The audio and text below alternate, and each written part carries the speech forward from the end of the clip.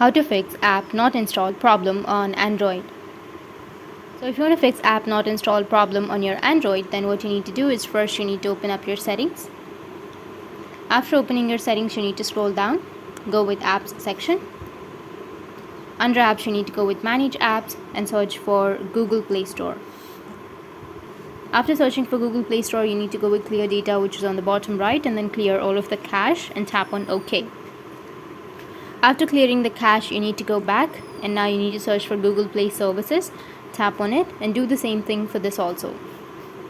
Now you need to go back again, and now you need to search for package installer. Once you find the package installer, go with same storage and cache, and then clear the cache and tap on OK.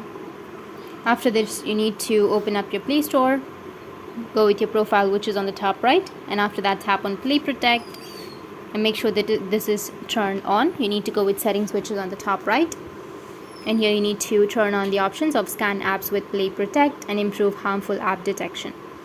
Now you can restart your device and your problem will be fixed. That's how you can fix app not installed problem on your Android. And if you have any questions, feel free to comment below. Thanks for watching.